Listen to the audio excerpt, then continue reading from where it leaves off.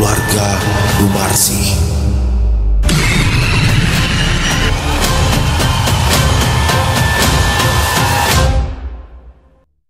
Assalamualaikum warahmatullahi wabarakatuh. Halo semuanya teman-teman, selamat malam, selamat datang kembali di channel kesayangan kita, channel Ilo Bercerita, dan masih bersama saya Ilo dimanapun teman-teman berada. Semoga teman-teman selalu dalam keadaan sehat walafiat tanpa kekurangan satu apapun, amin amin ya robbal alamin. Dan pada kesempatan yang baik ini, saya akan membawakan satu kisah dari Isyawara Senja. Wow, kisah-kisah dari Isyawara sangat menarik untuk disimak ya teman-teman ya.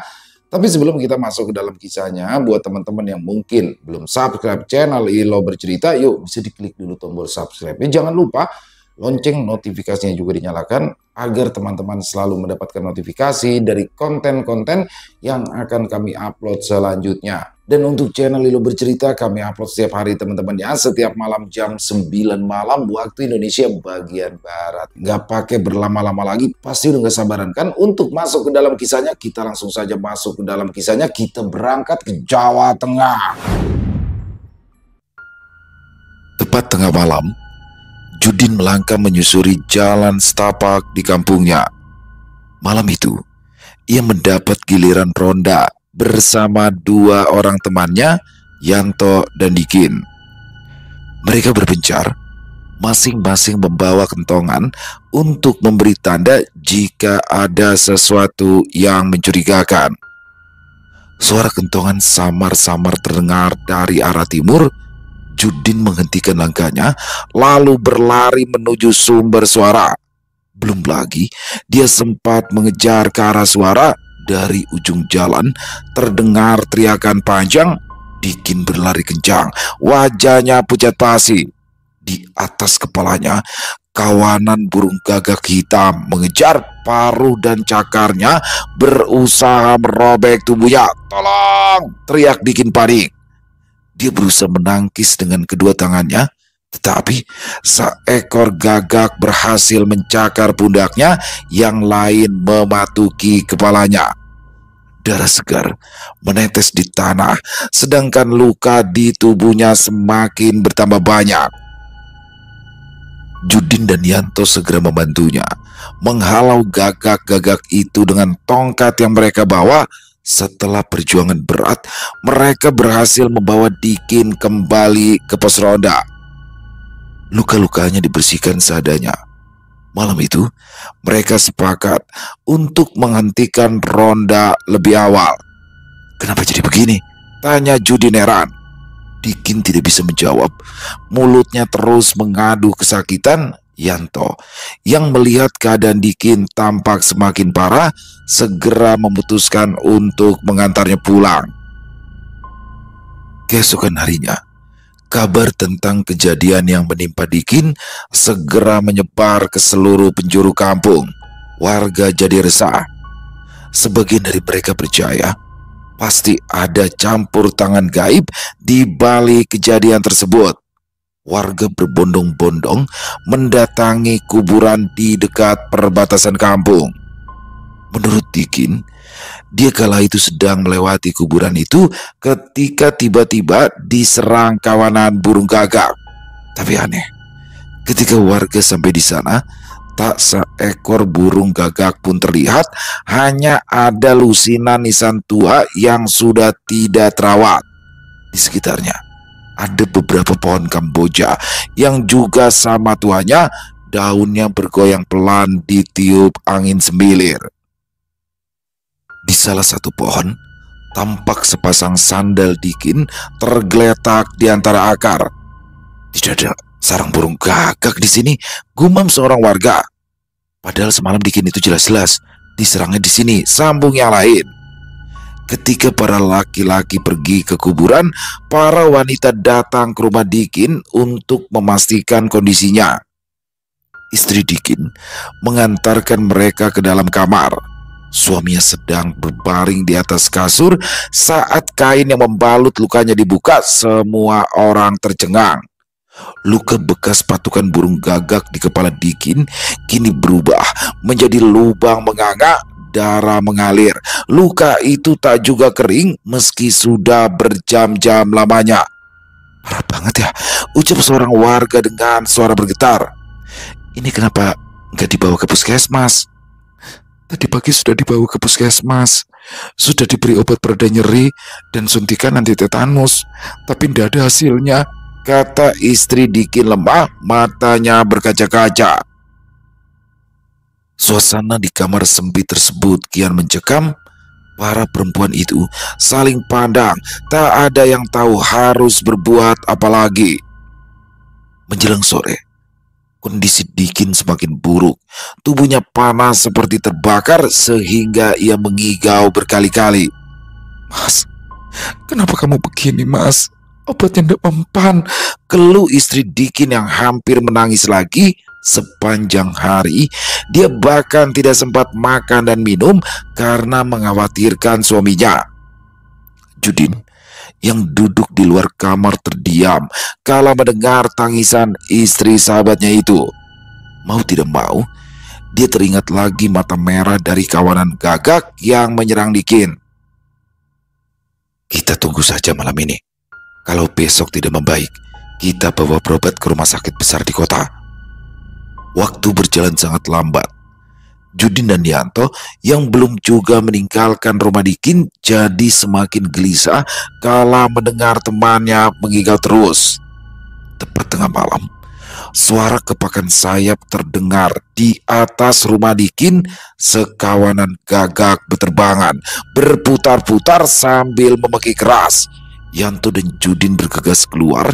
Keduanya berusaha mengusir mereka dengan melempar batu. Tetapi suara burung Gagak justru terdengar semakin ramai, seakan mengejek usaha mereka yang mengenaskan. Di dalam rumah, bau busuk menyengat semakin kuat. Dari luka Dikin keluar cairan berwarna gelap bercampur darah dan nanah. Dia meraung kesakitan. Tubuhnya berguling-guling di atas kasur sehingga istrinya kesulitan untuk menenangkan. Sakit, sakit. Matanya tiba-tiba melotot menatap pintu di sana. Dikin melihat sosok tinggi besar berwarna hitam dengan mata merah menyala. Siapa orang itu? Teriak Dikin keras sehingga mengejutkan istrinya. Sopo Thomas? Cuma ada aku di sini, bisik istrinya. Jangan mendekat, jangan! Perang Dikin ketakutan. Sosok hitam yang tak bisa dilihat istri Dikin itu terus mendekat. Dia mencium aroma tubuh Dikin seperti binatang lapar yang sedang mengendus bau mangsanya. Setiap kali dia menghirup nafas, rasa sakit luar biasa menusuk tubuh Dikin. Dia melolong kesakitan karena kulitnya terasa seperti disayat-sayat. Sakit! Dikin kembali berguling-guling sementara keringat dingin terus bercucuran. Pada saat yang bersamaan, terdengar suara keras dari jendela kamar. Bang! Jendela kaca itu pecah berantakan. Kawanan burung Gagak itu menerobos masuk. Mereka menukik tajam ke arah tubuh Dikin yang sudah lemah tak berdaya. Dikin hanya bisa menjerit. Begitu pula istrinya yang histeris melihat keadaan suaminya. Suara teriakan mereka terdengar nyaring, memecah kesunyian malam. Burung-burung ganas itu menyerang tubuh Dikin dengan brutal. Yanto dan Judin masuk dengan tergopoh-gopoh. Kali ini mengusir dengan sapu dan benda apa saja yang bisa mereka jangkau. Tetapi jumlah Gagak yang masuk justru semakin banyak. Pergi kalian, teriak Yanto sambil melempar kursi plastik ke arah kawanan burung. Kursi yang dilemparkannya berhasil mengenai beberapa ekor yang membuat sebagian dari mereka segera terbang keluar rumah. Tapi yang lain masih mengerumuni tubuh Dikin, menyerangnya tanpa ampun. Tubuh Dikin mengejang sekarat. Jeritannya semakin lemah, kemudian berubah menjadi rintihan tertahan. Tubuh Dikin sudah tak karuan, wajahnya sudah tak lagi dikenali. Judin mengumpat, lantas menutup mulutnya. Dia hampir muntah melihat pemandangan tersebut. Dengan sisa tenaga, Yanto kembali mengayunkan kayu. Setelah beberapa menit yang terasa seperti siksaan panjang, akhirnya kawanan gagak itu kembali terbang keluar jendela, meninggalkan tubuh Dikin yang sudah hancur lebur. Dadanya naik turun pelan, lalu berhenti sama sekali. Kedua bola matanya sudah tak ada, dibawa oleh salah satu burung gagak. Sedangkan istri Judin sudah pingsan ketakutan sejak tadi. Judin mendekat. Walau tubuhnya sudah gemetar, ia meraba leher Dikin, tetapi ia tidak merasakan detak nadi. Sudah meninggal, ucap lirih pada Yanto. Kematian Dikin menyisakan duka yang mendalam bagi warga kampung. Tubuhnya yang tercabik-cabik oleh kawanan gagak menjadi cerita mengerikan yang terus dibicarakan dari mulut ke mulut. Warga desa bertanya-tanya, dosa apa yang sudah dilakukan Dikin hingga kematiannya begitu mengenaskan. Tapi sayang, tidak ada yang berani memberi jawaban pasti. Hanya ada desas-desus yang semakin santer sehingga warga takut keluar malam. Sementara itu, di sebuah rumah berdinding bambu, suasana justru terasa berbeda. Bu Marsi, seorang janda beranak 3, tampak begitu sumringah. Senyum tak pernah lepas dari bibirnya. Ia merapikan lembaran uang baru miliknya, menghitungnya berkali-kali, lalu menciumnya tanpa pernah merasa puas.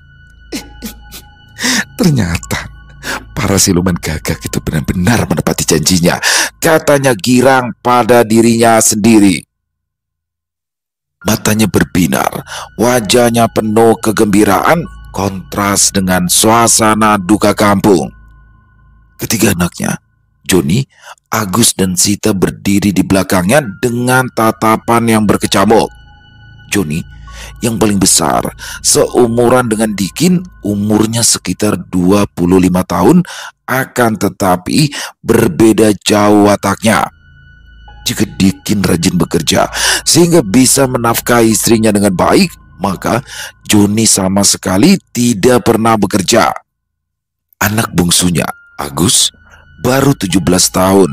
Setelah lulus SD, dia tidak mau sekolah lagi dan lebih banyak keluyuran tak karuan mengikuti Joni.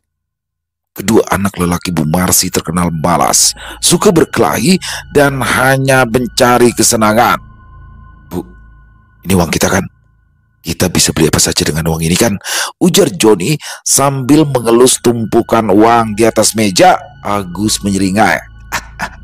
Aku mau beli sepeda motor baru, Bu, biar semua orang tahu kalau aku anak orang kaya sekarang. Hanya Sita yang tidak bersuara. Ia memandang uang itu dengan tatapan rumit yang sulit diartikan. Sebagai anak tengah, sekaligus anak perempuan satu-satunya, Bu Marsi tidak pernah memanjakan Sita. Gadis itu selalu menjadi sasaran kemarahannya setiap hari. Tumpukan uang di depan ibunya tidak akan pernah menjadi miliknya. Dugaan Sita, ibunya pasti akan menggunakan semuanya untuk Joni dan Agus, lalu menyalahkan Sita kalau semua uangnya sudah habis. Bu Marsi tidak menyadari arti pandangan Sita. Perempuan parubaya itu terkekeh tanpa menegur ucapan mereka. Tentu saja dia tahu anak-anaknya malas dan nakal, tetapi Bu Marsi tidak peduli. Yang penting, siluman gagak telah memberikan apa yang ia inginkan, harta yang melimpah. Kabar perubahan nasib Bu Marsi menyebar dengan cepat. Warga heran. Bagaimana mungkin seorang janda yang sebelumnya hidup pas-pasan mendadak punya banyak uang? Setahu mereka, Bu Marsi tidak punya pekerjaan tetap, bahkan anak-anaknya pun tidak pernah bekerja. Heran aku, dari mana datangnya uang sebanyak itu ya? Bisik seorang ibu pada tetangganya. Katanya sih dapat warisan dari saudara jauh, jawab yang lain meski nada suaranya terdengar ragu. Gunjingan mereka terdengar semakin ramai ketika Bu Marsi datang melayat ke rumah Dikin. Sita berjalan di belakangnya, terseok-seok, membawa sembako dalam jumlah yang besar, memberikannya kepada keluarga yang sedang berduka itu. Keluarga Dikin yang sedang larut dalam kesedihan ternyata masih bisa menyambut kedatangannya dengan ramah. Mereka sama sekali tidak curiga, justru merasa terharu karena Bu Marsi datang memberi bantuan untuk acara tahlilan nanti malam. Bagaimanapun juga, mereka masih memiliki hubungan kerabat. Mendiang suami Bu Marsi adalah kakak kandung ibunya Dikin. "Terima kasih Mbak, tolong doanya, semoga Dikin tenang di alam sana," ujar ibunda Dikin dengan mata berkaca-kaca. Bu Marsi mengangguk, matanya berkaca-kaca sedih. Tidak lama kemudian, ia dan Sita berpamitan pulang. Begitu keluar dari rumah Dikin, senyum sinis muncul di wajahnya. Hanya ia yang tahu kebenarannya bahwa Dikin adalah tumbal yang membuat hidupnya jadi lebih mudah. Belum genap 40 hari sejak Dikin meninggal dunia, rumah gubuk Bu Marsi berubah drastis. Kini berdiri bangunan tembok baru dengan jendela kaca dan atap genteng. Di depan rumahnya terparkir 2 sepeda motor baru milik Agus dan Joni. Selain rumah, Bu Marsi juga membeli beberapa petak sawah di luar kampung. Setiap harinya ia tampak berbelanja barang-barang mewah di pasar, mengenakan kain bagus dan perhiasan emas yang berkilauan di tangan dan lehernya. Kegembiraan semakin tampak di keluarga itu, tetapi kemewahan tersebut membuat kedua anak-anaknya semakin malas. Setelah keadaan ekonomi mereka membaik, waktu juga berlalu cepat. Begitu pula uang yang ada di tangan Bu Marsi. Tumpukan uang yang diberikan oleh siluman burung gagak habis dihamburkan dengan cepat. Anak-anaknya hanya tahu cara menghamburkan uang sehingga simpanannya menipis dengan cepat. Sebelum genap setahun setelah ritual pertama, Bu Marsi memutuskan untuk melakukan ritual lagi. Dia harus segera memberikan persembahan agar uangnya kembali melimpah. Di rumah barunya, Bu Marsi sudah menyiapkan sebuah ruangan khusus. Ruangan itu selalu terkunci rapat dan hanya ia sendiri yang boleh masuk ke sana. Di dalamnya, seluruh dinding dilapisi kain hitam. Ada sebuah meja rendah yang dipenuhi sesajen bunga, sementara di dekat ruangan tersedia kendi kosong berbau busuk bekas menampung darah ayam. Malam itu, Bu Marsi masuk membawa 2 ekor ayam cemani, ayam hitam legam yang konon memiliki kekuatan mistis. Dengan tatapan penuh nafsu, ia memotong ayam pertama. Ayam kedua pun mengalami nasib serupa. Darahnya bercampur dengan darah ayam pertama. Bu Marsi mulai melantunkan mantra. Dengan suara lirih penuh penghayatan, tangannya menaburkan bunga ke atas darah ayam, lalu mengibaskan dupa yang asapnya mengepul tebal. Ia mengulang mantranya berulang kali. Suaranya makin meninggi. "Berikan aku kekayaan, berikan aku kejayaan yang lebih besar lagi. Aku pengabdi setia, siap mempersembahkan apa yang kalian inginkan." Tiba-tiba, udara di dalam ruangan itu menjadi sangat dingin. Suara kepakan sayap terdengar bergemuruh. Meski di dalam kamar tidak ada jendela yang terbuka. Dari kegelapan muncul bayangan hitam pekat. Bayangan itu berwujud seekor gagak raksasa dengan mata merah menyala. Koakannya menggema menembus dinding rumah, membuat bulu kuduk siapapun yang mendengarnya meremang. Di belakangnya, kawanan gagak jadi-jadian bermunculan, memenuhi langit-langit ruangan. Mereka menyerbu darah cemani itu, mematuki bangkai ayam hingga hanya tersisa tulang belulang. Bu Marsi menunduk hormat. Dengan perasaan tak sabar, sebentar lagi emas dan uang akan ia terima. Dan benar saja, tak lama kemudian di hadapannya muncul setumpuk uang yang sangat dicintainya. Luar biasa, inilah yang kuinginkan, teriak Bu Marsi kegirangan. Tangannya bergegas meraih tumpukan uang tersebut lalu memeluknya erat. Akan tetapi wajahnya berubah masam ketika uang di dalam pelukannya tak lagi bertambah. Loh, kenapa hanya ini? Bu Marsi langsung tidak terima. Aku kan sudah memberikan 2 ekor ayam cemani. Bukannya seharusnya lebih banyak dari ini? Burung gagak raksasa itu menoleh. Sorot matanya memerah semakin tajam. Dasar manusia serakah. Jika ingin lebih banyak lagi hartamu, maka serahkan salah satu dari putramu sebagai tumbal berikutnya. Bentakannya terdengar menggelegar, membuat ruangan itu bergetar. Kawanan gagak berputar-putar setelah makan bergerak semakin riuh. Suara mereka terdengar ribut menyalahkan budak yang memberikan tumbal seadanya saja. Bu Marsi mengangkat kepalanya. Raut wajahnya menunjukkan ambisi yang membara. Ia tidak tampak terkejut, bahkan tidak terlihat takut sama sekali. Baginya, harta adalah segalanya. Baik, jika itu memang yang harus aku persiapkan, jawab Bu Marsi dengan suara lantang. Aku tidak akan mundur. Demi lebih banyak emas, demi kejayaan, aku akan melakukan apapun. Wajahnya tampak penuh ambisi, bibirnya menyeringai puas, membayangkan kekayaan yang lebih banyak di depan matanya. Kutunggu tumbalmu di malam purnama berikutnya. Sejak kesepakatan dengan siluman gagak malam itu, hati Bu Marsi semakin beku. Yang ada di dalam pikirannya hanya kekayaan, kemewahan, dan bagaimana ia bisa mempertahankannya.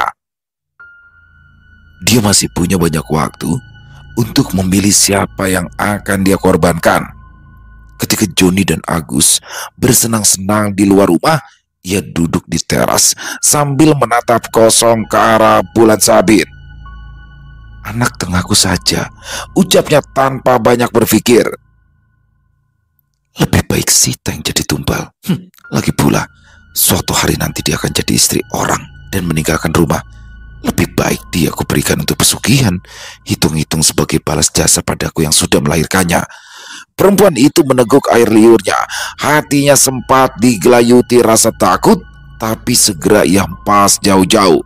Bayangan uang, emas, dan mobil yang akan dibelinya segera berkelebat di kepalanya.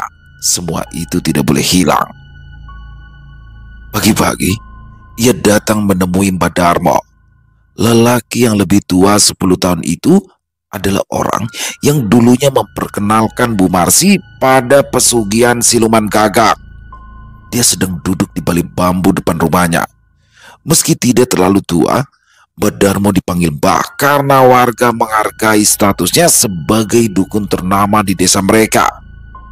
Asap rokok keretek mengepul di udara, menyembunyikan tatapan mata Mbak Darmo yang begitu tajam seakan-akan sudah bisa menebak maksud kedatangan Bu Marsi sebelum ia bicara. Mbah, panggil Bu Marsi tanpa ingin banyak basa-basi. Siluman gagak itu minta tumbal lagi. Katanya, kalau aku ingin terus kaya, aku harus menyerahkan salah satu dari anakku. Mbak Darmo tersenyum lebar sehingga matanya nyaris tidak terlihat, lalu menatap. Siapa yang kau pilih? Bu Marsi menggenggam tangannya erat. Sita, anak tengahku. Mbak Darmo mengangguk pelan. Setuju, itu adalah keputusan yang sudah tepat. Sebentar lagi malam purnama akan segera datang. Kamu harus segera bersiap dari sekarang. Tapi Mbak, apa yang harus aku lakukan supaya rencana ini berjalan lancar ya? Seperti biasa, suruh mereka pergi dari rumah. Bu Marsi terpekur sebentar. Waduh, susah Mbah. Kalau disuruh mereka pasti tidak mau pergi sama sekali. Watak Joni sama Agus memang seperti itu. Suruh saja mereka menginap di rumahku. Dengan begitu, tidak akan ada yang berani membantah perintahmu. Benar juga ya Mbak, sahut Bu Marsi sambil mengangguk berkali-kali. dia setuju pada yang diucapkan oleh Mbak Darmo. Sebagai warga yang paling dihormati, selain kepala desa, tidak ada yang berani membantah semua ucapan Mbak Darmo. Pada hari yang sudah ditentukan, Bu Marsi meminta Joni dan Agus duduk di dekatnya. "Ibu mau bicara sebentar," kata Bu Marsi.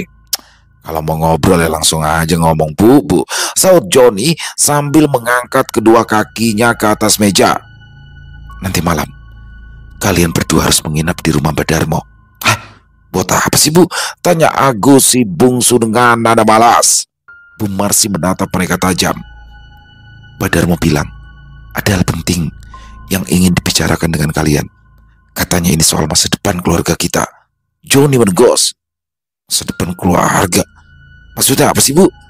Bu Marsi menyunggingkan senyuman samar. "Mungkin saja Mbak Darmo ingin membicarakan sesuatu yang besar. Mungkin dia mau melamar ibu," celetuk Sita yang memang sejak tadi ikut mendengarkan obrolan mereka. "Jangan sembarangan bicara kamu," bentak Bu Marsi marah. Mata Agus langsung membesar.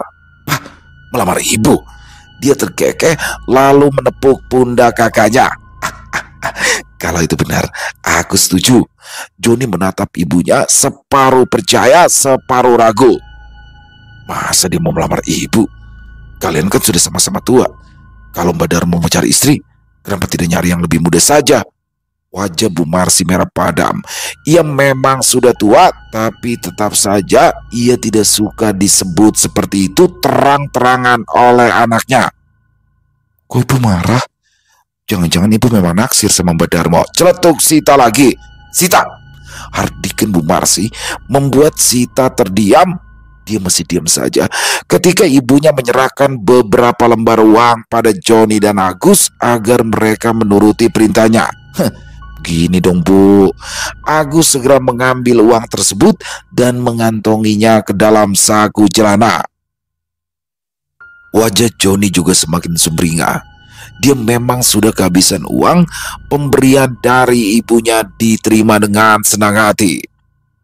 Selepas maghrib, Joni dan Agus ingin menyalakan motor mereka untuk rumah Mbak Darmo. Hanya saja kedua motor yang masih baru itu tidak bisa menyala walau mereka sudah mengerahkan segala cara. "Baru dibeli kok udah rusak sih, Mas?" tanya Sita heran. Agus mendorong bahu Sita agak keras sambil menggerutu. "Minggir, kamu ngerepotin aja di sini, Mbak." Sita mengerutkan bibir, tapi dia tidak protes. Dia sudah biasa diperlakukan kasar seperti itu di dalam rumah. Membantah hanya akan membuat keadaan lebih runyam. Diletakkan 2 gelas kopi itu di atas meja, lalu berkata, "Minum dulu kopinya, kalian pasti capek." Joni meraih 1 gelas, meminumnya cepat, lalu menyemburkan lagi. "Goblok, kopinya masih panas." Sita memandang ulah kakaknya dengan tatapan jengkel. Dia tidak menyaut, memilih masuk ke dalam kamarnya sendiri, brak, lalu membanting pintu. "Loh, kenapa kalian masih di sini?" tanya Bu Marsi gelisah karena kedua anak lelakinya masih berada di rumah, sedangkan jarum jam sudah menunjukkan angka 9. "Motorku mogok," Joni menjawab sambil menendang motornya kesal. "Kalian jalan kaki aja, jangan sampai kemalaman," desak Bu Marsi. Masa jalan kaki, Bu? Rumah Mbak Darmo kan jauh. Aku pasti capek kalau harus jalan kaki ke sana." Agus lupa, setahun lalu ia masih harus berjalan kaki kalau mau bepergian. Namun, setelah berkali-kali mencoba menghidupkan motor dan berakhir gagal, akhirnya Joni dan Agus setuju pergi berjalan kaki. Bu Marsi mengantarkan kepergian kedua anak lelakinya itu sambil tersenyum lebar. Dia melambaikan tangan sampai keduanya tidak lagi terlihat di balik tikungan jalan. Malam semakin larut. Sita sendiri sudah terlelap tidur di kamarnya sambil memeluk guling. Malam itu entah kenapa terasa lebih dingin dari biasanya. Dia sampai memakai beberapa lembar selimut agar tidak menggigil kedinginan. Bu Marsi memandang bulan purnama yang bulat sempurna di langit. Dia tersenyum lebar, lantas masuk ke dalam kamar khusus. Dilakukannya ritual seperti biasa, tetapi aneh. Sosok siluman gagak itu tak juga datang meski ia sudah melaksanakan ritual. Kenapa lama sekali? Harusnya sudah datang dia. Gumamnya lirih, matanya menatap ke arah asap dupa yang bergerak tenang di tengah kegelapan. Malam semakin hening. Hanya ada suara-suara jangkrik dan sesekali lolongan anjing dari kejauhan. Keringat dingin menetes di pelipis Bu Marsi. Dia mulai merasakan adanya sebuah firasat buruk. Tangannya meremaskan jarik yang ia kenakan, dadanya berdebar keras. Apa jangan-jangan aku terlambat ngasih tumpal ya? Bisik dengan suara tercekat. Ia menatap kendi yang sudah berisi darah ayam cemani yang baru saja disembelihnya. Bau anyir menyengat menusuk hidungnya tanpa ia sadari. Tidak, ini tidak boleh gagal. Aku sudah memberikan Sita. Siluman burung gagak itu sebentar lagi pasti datang. Sementara itu, di jalan setapak menuju rumah Mbak Darmo, kedua anak Bu Marsi, Joni dan Agus, melangkah santai. Keduanya sengaja mengambil jalan pintas agar segera sampai di tujuan sebelum tengah malam.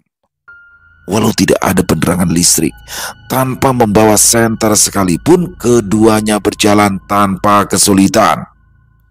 Sinar dari bulan purnama mempermudah jalan mereka. Langkah kakak beradik itu diiringi obrolan ringan, sesekali diselingi tawa keras yang memecah kesunyian malam. Kedua pemuda itu berhenti melangkah. Ketika mendengar suara burung, mereka saling pandang. Wajah keduanya berubah tegang. Loh, apa itu Mas? Tanya Agus dengan suara pelan. Joni mendongak ke langit, matanya terbelalak. Burung, itu burung gagak. Puluhan burung gagak berukuran besar melayang di atas kepala mereka. Matanya merah menyala, sayapnya mengepak kuat, membuat mereka berdua melangkah mundur. Ya, mereka masih ingat mendiang Dikin yang setahun lalu tewas karena dikeroyok segerombolan burung gagak. Lari Gus, lari! Teriak Joni sekuat tenaga. Tanpa pikir panjang, keduanya berlari secepat mungkin. Nafas mereka memburu ketika kaki bergerak lincah. Tapi percuma. Kawanan burung gagak semakin mendekat. Mereka yang biasa mabuk-mabukan tidak bisa berlari secepat dulu, sehingga bisa disusul dengan mudah oleh para burung gagak. Di tengah kepanikan mereka, kaki Agus terantuk batu, tubuhnya oleng, hampir terjatuh. Mas, tunggu! Teriak panik. Joni menoleh, lalu menarik tangan adiknya. Cepat, jangan sampai jatuh. Mereka berlari, menyeberang pematang sawah, berharap bisa segera lolos. Tapi kawanan gagak itu tidak memberi ampun. Puluhan parut tajam mengarah tubuh mereka, siap mematuk mata Joni dan Agus. Tolong! Jerit Agus keras mungkin, suaranya yang panik menggema di tengah persawahan. Jeritan itu terdengar oleh beberapa warga yang kebetulan sedang nongkrong di pos ronda. Mereka menoleh sebentar, lalu saling pandang. Itu bukannya suara Joni sama Agus ya? Tanya salah satu pemuda. Paling-paling mereka lagi ribut sama gengnya sendiri. Dah, biarin aja. Kedua anak Bu Marsi itu memang suka membuat onar di desa ini. Mereka pun kembali melanjutkan obrolan. Tidak ada yang berniat menolong sama sekali. Sementara itu, di pematang sawah yang sepi, dua pemuda itu kini terjatuh kehabisan tenaga. Keringat bercucuran, tubuh mereka gemetar setelah berlari cukup jauh. Burung-burung gagak berputar mengelilingi mereka. Suara burung yang tak enak didengar itu membuat Joni menutup telinganya dengan ketakutan. Aku tidak bisa lagi, aku tidak bisa lagi. Suara Agus parau. Bertahan, jangan menyerah. Joni mencoba bangkit, tapi gerakan burung gagak jauh lebih cepat. Dalam sekejap, puluhan burung gagak itu menyerbu. Paruh tajam mereka mencabik seluruh permukaan kulit, menembus daging. Jeritan keduanya terdengar menyayat hati. Wah, tolong! Suara Joni sayup-sayup terdengar lagi, tapi tidak Tidak ada yang peduli. Para peronda sudah malas berurusan dengan kedua anak Bu Marsi yang selalu merepotkan warga desa. Darah memercik ke segala arah. Tidak lama kemudian mengalir membasahi pematang sawah. Mereka segera menyesap darah yang keluar dari tubuh dua pemuda itu. Joni dan Agus masih sempat meronta-ronta, tapi semakin lama gerakan keduanya semakin lemah hingga akhirnya jeritan mereka terhenti, berganti dengan bunyi kepakan sayap yang semakin ganas. Burung-burung gagak terus mencabik, meninggalkan tubuh yang sudah nyaris tak berbentuk. Malam purnama itu menjadi saksi bisu tragedi mengerikan. Beberapa jam kemudian, malam perlahan berganti, fajar menyingsing. Sinar matahari pertama menyapu area persawahan, suara ayam berkokok memecah kesunyian pagi. Seorang petani, Pak Bejo, berjalan ke sawahnya dengan cangkul di pundaknya. Ia berniat memeriksa tanaman padinya yang baru ditanam beberapa minggu lalu. Namun, langkahnya mendadak terhenti. Dari kejauhan, matanya menangkap sesuatu yang aneh di pematang sawah. Astagfirullah, apa itu? Bisik Liri, wajahnya pucat. Ia mendekat perlahan, dengan kaki mengendap-endap, tubuhnya bergetar hebat ketika melihat dua jasad tergeletak mengenaskan. Pak Man mundur beberapa langkah, mulutnya terbuka lebar. Siapa mereka? Tangannya gemetar sehingga cangkulnya jatuh ke tanah. Ia menoleh ke arah desa, suaranya melengking ketakutan. "Tolong, ada mayat, tolong!" teriakan Pak Bejo segera menarik perhatian para warga, termasuk orang-orang yang meronda tadi malam. Mereka bergegas datang, lantas merinding ketakutan. Mayat di depan mereka tidak lagi utuh, sehingga tidak bisa dikenali dengan mudah. Akan tetapi, ada salah satu lengan yang memperlihatkan tato naga, tato yang biasa dilihat warga di lengan Joni. Para peronda jadi teringat teriakan minta tolong Joni dan Agus tadi malam. Mereka pun yakin kalau dua jenazah itu adalah anak-anak dari Bu Marsi. Mereka ingin melapor ke polisi, tapi atas kesepakatan bersama, niat itu diurungkan. Dua jenazah yang mengenaskan itu segera diusung pulang oleh para warga dengan wajah yang muram. Suasana kampung mendadak gaduh. Teriakan ketakutan bercampur pertanyaan penyebab kematian mereka menjadi satu. Orang-orang berdesakan di halaman rumah Bu Marsi ingin menyaksikan sendiri mayat yang baru saja ditemukan di pematang sawah. Di dalam rumah, beberapa lelaki menurunkan jenazah Joni dan Agus.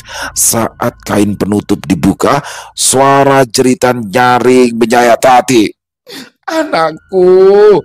Bu Marsi menjerit histeris, tubuhnya gemetar hebat. Matanya melotot, menatap kedua anaknya yang terbujur kaku. Dia langsung meraih tubuh Joni yang penuh dengan luka, mengguncang-guncangnya keras untuk segera membangunkan. "Bangun, John, bangun! Jangan tinggalkan ibu!"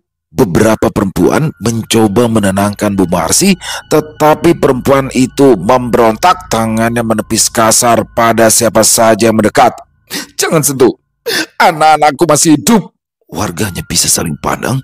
Mereka bisa memahami perasaan Bu Marsi. Namun mereka kaget ketika Bu Marsi mendadak berdiri dan berjalan ke belakang rumah. "Sita!" panggilnya lantang penuh kebencian. Sita yang sedang menangis seorang diri di belakang rumah terkejut karena namanya diteriakan begitu keras. Dia menoleh ke asal suara. Sorot matanya tampak redup melihat wajah ibunya yang tampak murka. "Kenapa? Kenapa kamu masih hidup, ha?" bentak Bu Marsi, suaranya syarat amarah. "Kakakmu mati. Tapi kenapa kamu masih hidup di sini dengan tenang? Kenapa bukan kamu saja yang mati?" Sita bergidik, beringsut pelan menjauh untuk menghindari tamparan Bu Marsi seperti yang biasa ia terima. "Bu, aku aku. Bu Marsi tidak mendengar, atau mungkin tidak mau mendengar. Air matanya bercucuran karena kemarahan sekaligus rasa putus asa. Ia segera meraih sebilah parang yang tersandar di dekat tumpukan kayu bakar.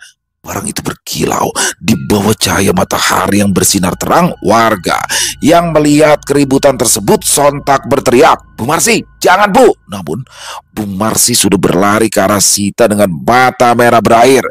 "Lebih baik kamu mati saja sekalian." Beberapa lelaki segera berlari ke halaman belakang untuk mencegahnya. Parang di tangan Bu Marsi terangkat tinggi. Suasana di sana menjadi ricuh. "Pegang tangannya!" teriak seseorang.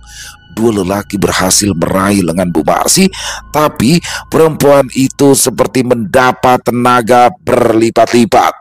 Dia meronta, berteriak, dan mengayunkan parang ke segala arah. "Lepaskan aku! Dia pembawa sial!" Sita menangis keras. Ia ketakutan. "Aku salah apa, Bu?" Dua lelaki yang berhasil menahan Bu Marsi jadi kewalahan karena tenaganya bukan lagi tenaga manusia biasa. "Dia kesurupan! Cepat, ambil parangnya. Kalau tidak, Sita bisa celaka!" teriak tetua kampung. 3 orang lagi ikut membantu. Dengan susah payah, mereka merebut kembali parang itu, sementara Bu Marsi meraung seperti orang kesurupan. Dalam kekacauan itu, langkah kaki Bu Marsi tak sadar. Ada batu besar di dekat sumur. Salah satu lengannya terlepas dari pegangan warga. Tubuhnya oleng, lalu kepala Bu Marsi terbentur batu besar dengan keras. Suara benturannya terdengar jelas, membuat semua orang tercekat. Batu itu langsung memerah. Tubuh Bu Marsi terkulai lemas. Parang jatuh dari tangannya, langsung terempas ke atas tanah. Mata Bu Marsi terbelalak. Tubuhnya kejang sebentar, lalu diam tak bergerak. "Astagfirullah, Bu Marsi meninggal!" teriak Judin yang tadi ikut berusaha menahan Bu Marsi. Beberapa perempuan di sana menjerit histeris melihat kejadian tragis tersebut, sedangkan Sita terduduk di tanah menangis sejadi-jadinya. Seorang lelaki mendekat, meraba leher Bu Marsi. "Masih ada napas, sepertinya hanya pingsan." Warga serentak menghela nafas lega. Mereka bertindak sigap. Sementara Joni dan Agus dimakamkan, Bu Marsi pun dilarikan ke rumah sakit untuk mendapatkan perawatan. Akan tetapi, sejak keluar dari rumah sakit, Bu Marsi tak lagi sama. Dia yang dulu keras, kini lebih banyak duduk dengan pandangan kosong. Warga desa berkali-kali melihatnya berjalan tanpa tujuan. Pakaian yang dikenakannya kusut, rambutnya aut-autan, sedangkan kedua tangannya selalu memeluk 2 boneka lusuh. Boneka itu ia gendong kemana-mana, dipeluk dengan erat seolah mereka adalah anaknya. Bila dia bertanya, maka ia akan menjawab dengan suara ceria, "Ini anak-anakku, Joni dan Agus." Tubuhnya juga berbau menyengat karena Bu Marsi tidak pernah mandi. Kalau lapar, ia biasanya mengais sisa makanan di tempat sampah. Bau sampah menyengat menusuk hidung, tapi ia sama sekali tak peduli. Tangannya merogoh sisa makanan basi itu, lalu memasukkannya ke mulut tanpa ragu. "Kasihannya Bu Marsi itu," bisik Judin pada Yanto. "Ya, mau bagaimana lagi? Mungkin dia jadi gila karena luka di kepalanya itu. Kenapa Sita tidak membawanya ke rumah sakit jiwa ya?" Yanto tertawa. "Yang mana aku tahu." Sita menyaksikan perubahan ibunya dengan tatapan yang dingin. Meski sering disindir oleh para warga karena tidak merawat ibunya, Sita sama sekali tidak peduli. Seumur hidupnya, ia selalu diperlakukan tidak adil oleh keluarga hanya karena dilahirkan sebagai perempuan. Kedua kakaknya bukan hanya sering memukulinya, tetapi juga beberapa kali berusaha melecehkan. Untung saja ia selalu berhasil menyelamatkan diri. Kebencian pada Joni dan Agus membuatnya sengaja tak mengadakan pengajian untuk keduanya. Dia justru menutup pintu rumah rapat-rapat dan mematikan semua lampu, kecuali lampu kamar yang biasa dikunci oleh ibunya.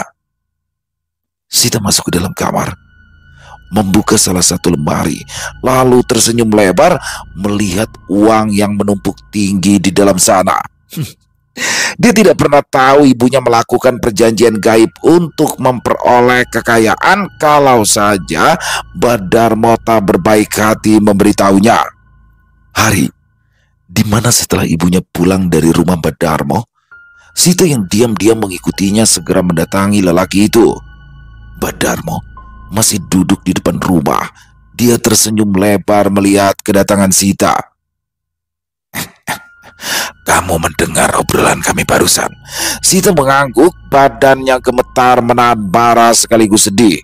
Dia tahu ibunya kurang puas padanya, tapi tak pernah menyangka jika perempuan itu rela menumbalkan dirinya untuk dijadikan santapan siluman burung gagak. "Kamu mau selamat? Hah?" Badarmo memandang Sinta dari ujung kaki sampai ujung rambut. Sita menganggukkan kepala. Dia rela melakukan apa saja untuk menyelamatkan diri dari kematian tragis yang dirancang ibu kandungnya sendiri. "Aku bisa membantumu, asal kamu bersedia menjadi istriku." "Istri?" Badarmo mengangguk. "Kamu hanya harus melahirkan anak laki-laki untuk menjadi penerus kemampuanku." Anak laki-laki. Sita mati-matian menekan kebencian di dalam hatinya mendengar syarat yang diberikan oleh Badarmo. Setelah berhasil mengendalikan diri, dia pun tersenyum semanis mungkin. "Aku bersedia, asal Badarmo berani menjamin aku tidak akan menjadi tumbal pesugihan ibuku." Tangan Badarmo dilambaikan padanya, memberikan isyarat agar Sita segera mendekat. Gadis yang baru saja menginjak umur 20 tahun itu berjalan terhuyung. Ia menyembunyikan rasa muaknya ketika Badarmo yang berbau tembakau apak itu menciumi wajahnya bertubi-tubi. "Serahkan semuanya padaku. Aku pastikan kedua kakakmu yang brengsek itu yang akan menjadi tumbal berikutnya." Bibir Sita langsung tersenyum manis yang membuat Badarmo semakin bernafsu menggerayangi tubuh sintalnya. Kembali ke saat ini, suara ketukan pintu mengejutkan Sita, membuyarkan dirinya dari ingatan beberapa waktu lalu. Dia mendengar ada orang yang memanggil-manggil namanya, tapi memutuskan tidak menyaut. Dalam hatinya, ia mulai menimbang-nimbang beberapa hal. Sita tahu dirinya akan sulit untuk melarikan diri dari kejaran Badarmo. Namun, dengan tumpukan uang yang ada di hadapannya, dia rasa dia bisa pergi jauh, meninggalkan desa terkutuk ini dan menjauh dari Badarmo. Selesai. Wow, luar biasa kisah dari Syawal Senja. Ini ngeri banget ya. Saya baru dengar nih pesugihan siluman gagak. Jadi yang biasa saya dengar itu kan pesugihan gagak ya, sate gagak. Tapi di sini beda nih teman-teman. Kan kalau sate gagak itu jual sate daging gagak di kuburan dan yang beli makhluk halus. Nah, mereka ngasih uang tuh, uangnya banyak. Tapi di sini beda. Ini pesugihan siluman gagak. Yang mana Bu Marsi, keluar Bu Marsi ini memuja siluman gagak itu, dan dia harus memberikan tumbal setahun sekali. Maka dari itu kekayaan akan berlimpah. Endingnya tapi tragis banget ya. Dia udah gelap mata karena ingin memiliki kekayaan yang lebih. Pada akhirnya di sini dia rela, tega menumbalkan Sita. Tapi ternyata Sita mendengar itu semua dan dia mengadakan perjanjian dengan Badarmo akan menjadi istrinya Badarmo asal dia bisa selamat. Akhirnya Joni dan Agus lah yang terkena imbasnya dan Bu Marsi menerima akhir yang tragis karena kehilangan kuasanya. Dan di sini Sita ketika buka lemari, udah banyak uang tuh. Ya, orang kalau udah punya uang gampang aja ya nggak? Mau kabur, mau apa, oplas lah segala macam udah nggak kedeteksi tuh. Jadi ini adil banget sih kalau menurut saya ya.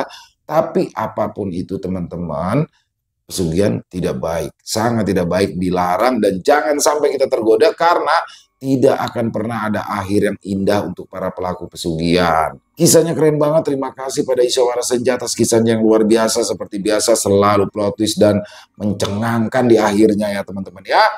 Silakan buat teman-teman yang mungkin punya komentar lain, mungkin punya pendapat lain tentang kisah barusan, bisa menuliskan di dalam kolom komentar, ataupun hanya sekedar saling menyapa. Insya Allah kami akan membalasnya satu persatu. Buat teman-teman yang suka dengan videonya, dengan kisahnya, silakan bisa diklik tombol like-nya, tombol jempolnya, boleh juga dibantu di-share ya. Link videonya ini ke teman-teman yang lain, agar juga ikut merasa terhibur. Di akhir kata, saya Ilo mengucapkan permohonan maaf apabila mungkin dalam pembawaan kisahnya barusan ada kata-kata saya yang salah, ataupun ada kata-kata saya mungkin yang kurang berkenan. Saya mohon dibukakan pintu maaf yang seluas-luasnya. Sampai berjumpa lagi di konten-konten kami selanjutnya, yang pasti tidak kalah serunya, yang pasti tidak kalah horornya. Masih bersama saya Ilo di channel Ilo Bercerita. Salam sehat sukses selalu untuk kita semua. Wassalamualaikum warahmatullahi wabarakatuh.